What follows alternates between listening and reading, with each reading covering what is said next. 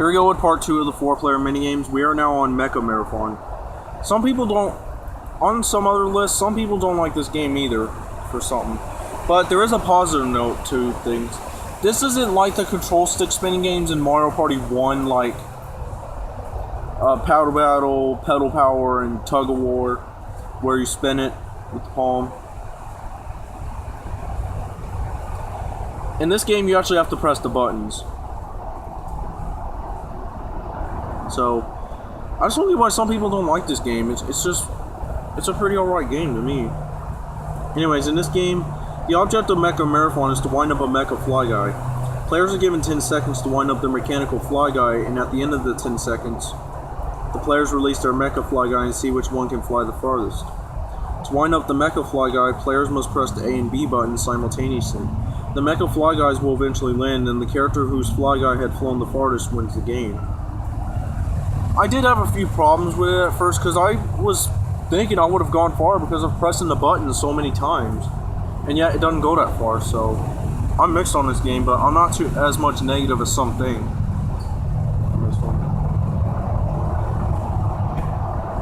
So it's all in some different form. Next, Platform Peril. This is another minigame that returned from Mario Party 1, so... However, there's changes. In Mario Party 1, it was just checkerboarded tiled platforms with brick-designed pyramid shapes as the obstacles. In Mario Party 2, however, there's more obstacles, more different colored platforms, conveyor belts. And as it says for Mario Party 2, they're longer and short. Some of them are longer and shorter than others. Well, it's just other things, and it's pretty much the same thing. So, to me, it's pretty alright.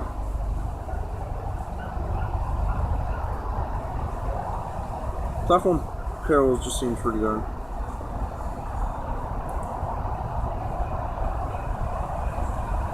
Roll Call. Now, to those who think it's just plain weird for this game, they probably don't like it because it's just a simple game of counting. I don't really mind it, really. It's just a simple game. I don't see really what's wrong with counting. Some would say it's luck-based too because of the way that you guess and whatever number comes up. Whatever the number of them are. So anyways, the object is to count a specific number of characters from the series, from Mario series. These characters could be Toads, Bob-ombs, or Boos. Obstacles are also present in the field where the characters are. If the counters are counting Toads, they must be aware to not count the actual toadstools among them. If the counters are counting Boos, that certain Boos may appear or vanish at any time. If the counters are counting Bob-ombs, certain Bob-ombs may detonate in crates with a logo of a Bob-omb are hidden among them. If all counters have incorrectly determined the actual number of each character, then the minigame shall be declared a draw.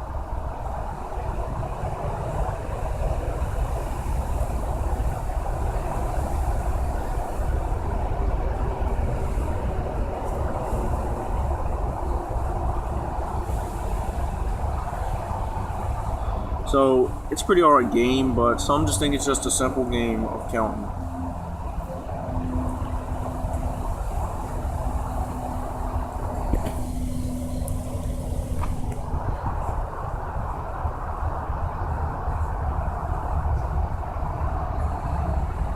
Next we have Shell Shocked.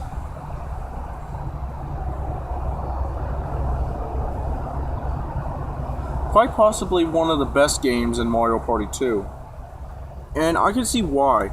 Shell Shocked is a game where you're placed inside of a tank, required to shoot cannons at each other and blow one another up. Each player's tank can withhold 2 hits before it blows up, which is actually a good idea because if it were just one, it'd be straight out lost because they all start right across from each other. Players can press the A button to fire a straight shot, the B to fire a lob shot, and the Z button to strafe. Straight shots are used to fire at opposing players with no interferences between them, while a lob shot is used to fire over the warp pipes scattered throughout the 3 stages. So I can see why Shell Shocked is one of the best minigames in Mario Party 2. It is one of my most favorites, and quite possibly my most favorite minigame in Mario Party 2.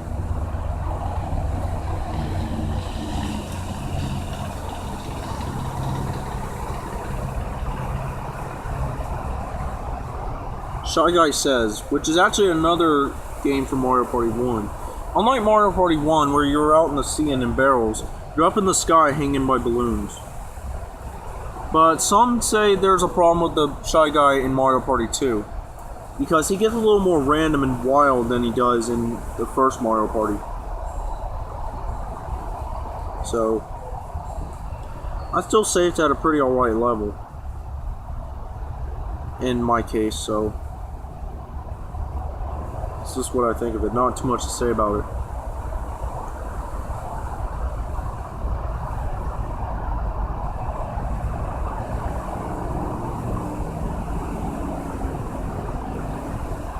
Skateboard Scamper, another minigame that returned from Mario Party 1.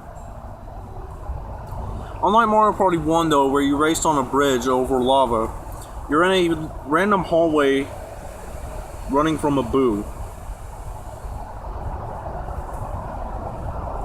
So players must jump over the steps to avoid slowing down. And if the player slows down too much, they will get caught by the boo and are eliminated.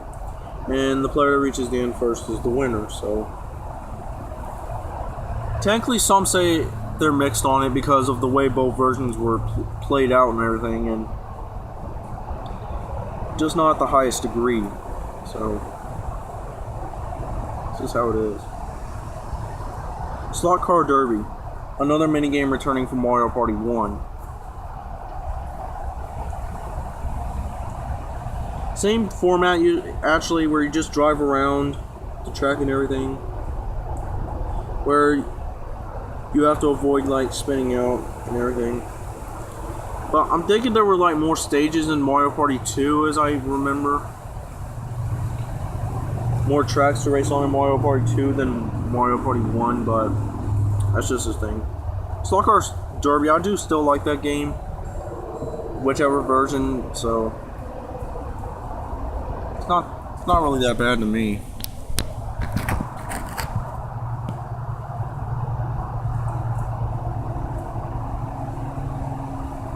Sneak and Snore. This is a minigame that many people kinda quite hate. I've even seen a few people rank this at number 1 on their worst lists, their worst minigames of Mario Party 2 lists. Somehow I can see why though. In this game, 4 players wear the barrels. They must attempt to sneak past a chain chomp to escape the dungeon.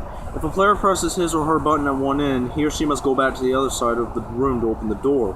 When the chain chomp awakens, which it does repeatedly, it rejects any exposed player from the minigame by dropping him or her into the warp pipe. The player who presses the button and gets to the open door first wins Sneak and Snore. Now, some problem people have with this minigame is the control and everything, where you have to let go of the stick to hide in the barrel. Where it's just simply how it is.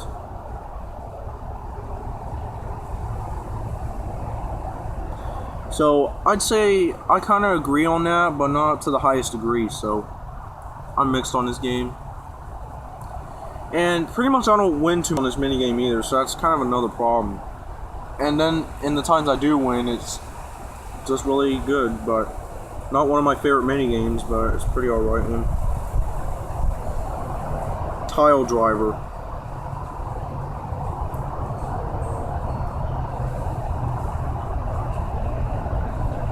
In this minigame, you must match these characters of a Koopa Troopa, a Boo, or a Goomba, where it almost feels like Tipsy Turning, but in a different format. So I'd say Tile Driver's alright. It's a pretty alright game. I like how the concept is of the poundings and everything to reveal the characters and how the blocks change. So it's a pretty alright game and pretty much one of the underrated ones.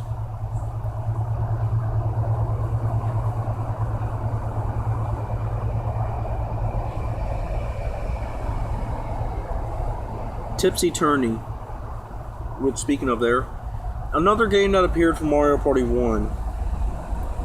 However, this time, the only difference is the way the image looks. In Mario Party 1, it was just a big coin, image that you uncovered. In this game, it's a toad head and some little coin down there. So, same as the first one, it was pretty good. So, Tipsy Turning is pretty alright. Tipsy Turning is pretty good minigame. Whichever version.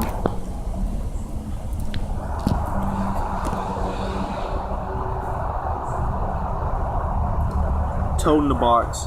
One of the underrated minigames to me in Mario Party 2. Not a lot of people say a lot about this one. I'd say it's an alright minigame actually.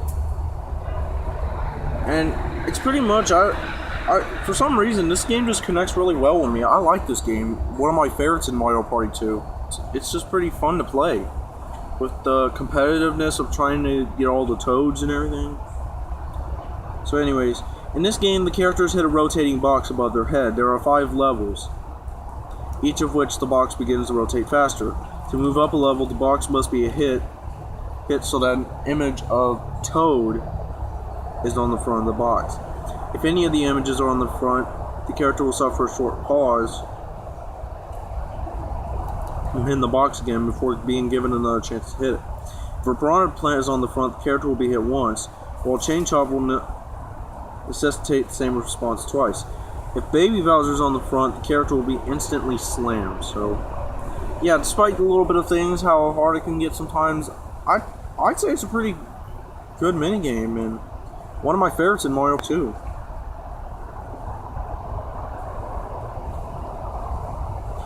And the last 4-player minigame, Totem Pole Pound. Another underrated minigame in Mario Party 2. In this game, each player ground pounds to squish a large totem pole. Each player must do this as fast as they can, and the player who squishes the pole into the ground first wins.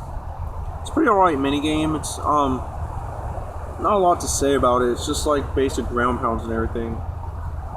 It has some good level of competitiveness though. So, pretty alright minigame. And that is the 4-player minigames in Mario Party 2. Next, we'll do the 2 versus 2 minigames.